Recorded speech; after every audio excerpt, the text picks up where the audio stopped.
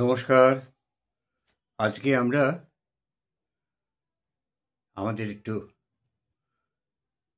কেন 108 বার জপ করি, কেন রুদ্রাক্ষের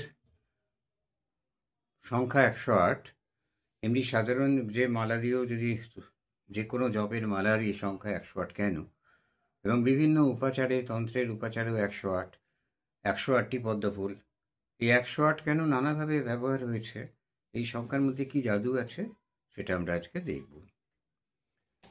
তন্ত্রে বলেছে জপাত সিদ্ধি, জপাত সিদ্ধি, জপাত সিদ্ধির ন সংশয়। আর এই জপ কিন্তু বিধিমতো হওয়া দরকার। জপের অনেক রকম বিধি আছে, আজ সে নিয়ে বলতে বসিনি। আজকে বলবো 108 নিয়ে। দেখি আমার কলমচি আমার অত্যন্ত প্রিয় এই কলমচির খাতা কি বলছে। 108 সংখ্যাটি মহাবিশ্বে একটি বিশেষ স্থানের অধিকারী। 108 সংখ্যাটি মহাবিশ্বে একটি বিশেষ স্থানের অধিকারী। সূর্য, চাঁদ এবং পৃথিবীর মধ্যে দূরত্ব এবং তাদের নিজ নিজ প্রত্যেকের নিজস্ব ব্যাসের সঙ্গে 108 সংখ্যার গভীর যোগ আছে। সূর্য থেকে পৃথিবীর দূরত্ব সূর্যের গড় ব্যাসের 108 গুণ, আর পৃথিবী থেকে চাঁদের দূরত্ব চাঁদের গড় ব্যাসের 108 গুণ। অদ্ভুত, কি বলবেন, সমপাতন জানি না, তবে এর কারণ অনেক গভীরে বলেই মনে হয়। আচ্ছা, এই জন্য এই মহাজাগতিক সংযোগগুলো আমাদের অস্তিত্বকে নিয়ন্ত্রণ করে। এই মহাজাগতিক বস্তুগুলির সাথে আমাদের মানসিক সংযোগ আছে।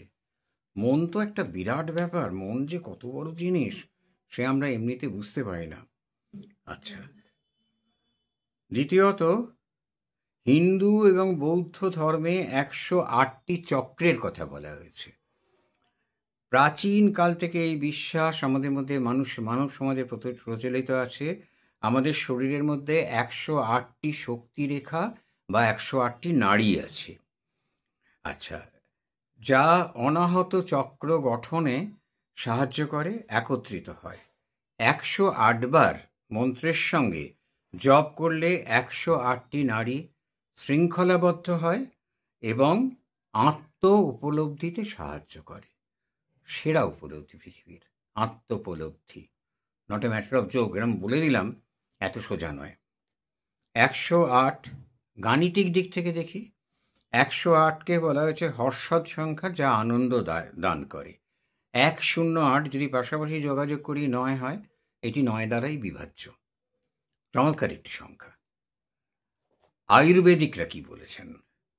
আয়ুর্বেদিকরা মনে করেন আমাদের শরীরে 108টি বিন্দু আছে। আমাদের শরীরের ভেতরে বিভিন্ন জায়গায় 108টি বিন্দু আছে। এটা আয়ুর্বেদাচার্যরা সেই তখনকার দিনে এগুলোকে আবিষ্কার করেছিলেন।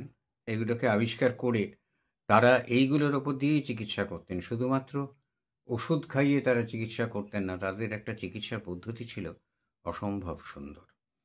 তো এই যে 108টি বিন্দু আছে শরীরের, যা সেগুলোকে আমাদের শরীরের পবিত্র স্থান বলা হয়েছে। সেই বিন্দুকে আমাদের শরীরের পবিত্র স্থান বলা হয়েছে, যেখানে চেতনা এবং পদার্থ মিলিত হয়। কোনো পদার্থ শরীরের মধ্যে কাজ করে না যদি চেতনা তাকে সাহায্য না করে। আর এই চেতনা জিনিসটা আমাদের এত দুর্লভ এই জন্য বলছি, কারণ আমরা বেশিরভাগ মানুষই আচ্ছাদিত চেতন অথবা মুকুলিত চেতন।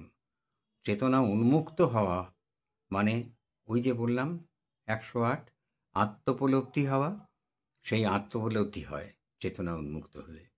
যার জন্যে দেবী কালী নগ্নিকা, কারণ তিনি চেতনা, সম্পূর্ণভাবে তিনি চেতনাকে আচ্ছাদিত করে রাখা যায় না, সম্ভব নয়। আর সব থেকে মজার ব্যাপার কি জানেন, এই 8টি বিন্দু এই বিন্দুগুলো শরীরের নিরাময় শক্তির আধার। আমাদের শরীরে যে নানা রকম রোগ ব্যাধি ইত্যাদি প্রভৃতি হয়, তো সেগুলোর মধ্যে যে শরীরের ভেতরে যে ইমিউনিটি ব্যাপারটা আছে, আমাদের শরীর নিজেই স্বয়ংবৃতভাবে বিষয়টাকে কন্ট্রোল করে অনেকখানি। তো এখানে ওই নিরাময় শক্তির আধার এগুলো আর শারীরিক অস্তিত্বকে এই পবিত্র 108-এর সঙ্গে যুক্ত করে। তাহলে দেখুন, এদিকে মহাজাগতিক একটা যোগ রয়েছে, ব্যাসগুলো গ্রহ, সূর্য নক্ষত্র, পৃথিবী গ্রহ, চাঁদ উপগ্রহ, নক্ষত্র গ্রহ উপগ্রহ, তাদের ব্যাস এবং সেই দূরত্ব, গড় দূরত্ব সেই নিয়ে তার সঙ্গে একটা মহাজাগতিক যোগ রয়েছে। তার পাশাপাশি যোগ রয়েছে যে হিন্দু এবং বৌদ্ধ ধর্মে যেটা বলেছে, আমাদের শরীরের ভেতর যে নাড়ি পথগুলো আছে সেগুলোর সঙ্গে 108 বার মন্ত্রের সঙ্গে জপ করলে এই সিদ্ধিটা আসে। আমরা কর জপ যেটা করি সেটা 10 বার করি, 10 করে 100 করে, তারপর শেষেরটা 8 বার করা হয়। জপ পদ্ধতি দেখাচ্ছি না। আর এই জপও আপনার ওই 108। আয়ুর্বেদিকরা আবার মনে করেন আমাদের শরীরের ভেতর যে পবিত্র বিন্দু 108টি পবিত্র বিন্দু আছে, এবং 108টি পবিত্র বিন্দুর সঙ্গে আমাদের শরীর যখনই মিলে যায় তখনই ওই শক্তিটা আমরা পাই, এবং এগুলো নিরাময় করে দেবার আধার। এইবার দেখো বর্ণমালা, এটা অসম্ভব একটা ব্যাপার। প্রাথমিকভাবে আমাদের বর্ণমালার সংখ্যা 54। বাংলা বর্ণমালায় সেদিন অবধি 54 ছিল, আমরা ছোটবেলায় 54টা পড়েছি। তারপরে সেটাকে কেটে কেটে 50 করা হয়েছে, আরও কেটে দেবে কিনা আমি জানি না। বিদ্যাসাগর মশাই যে দুটো কমিয়েছিলেন, দীর্ঘ রি, এই জাতীয় দীর্ঘ রি, এই জাতীয় যে জিনিসগুলো কমিয়েছিলেন, দীর্ঘ লি, বিদ্যাসাগর মশাই যুক্তি আলাদা ছিল। আর এখন যারা আবার নতুন করে বর্ণমালা সাজাতে চাইছে, আমি জানি না।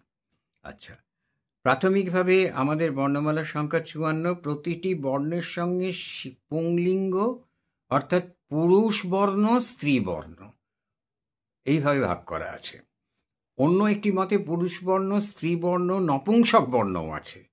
আচ্ছা, শিব পুংলিঙ্গের প্রতীক আর শক্তি স্ত্রীলিঙ্গের প্রতীক, মানে 108। সেই 54টি বর্ণের সঙ্গে দুটো করে থাকলে 108 হয়ে যাচ্ছে।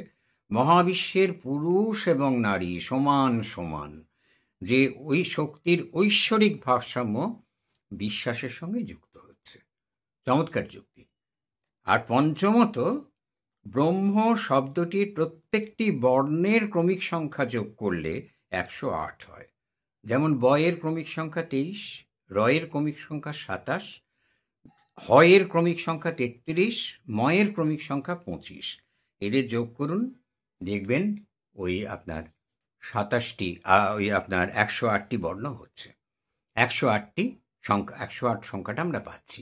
তার মানে বর্ণমালার সঙ্গেও একটা যোগাযোগ আছে। আমাদের বর্ণমালা একদম মানে অসম্ভবভাবে আধ্যাত্মবাদের সঙ্গে মিলিত। এই প্রসঙ্গে, জপের প্রসঙ্গে না, সাধারণভাবে একটা কথা বলি। রুদ্রাক্ষ নিয়ে জপ আমরা করি, রুদ্রাক্ষ গুরু প্রদত্ত, তিনি রুদ্রাক্ষ জাগিয়ে দেন, সেসব প্রসঙ্গে যাচ্ছি না। আমি সাধারণভাবে যেটা বলতে চাই, রুদ্রাক্ষ আর ভদ্রাক্ষ দুটো খুব পাশাপাশি।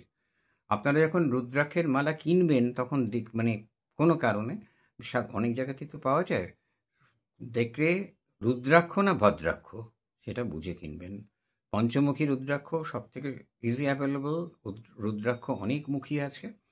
আপনারা রুদ্রাক্ষের সম্বন্ধে ভদ্রাক্ষ কিনবেন না জপের মালা হিসেবে। নমস্কার।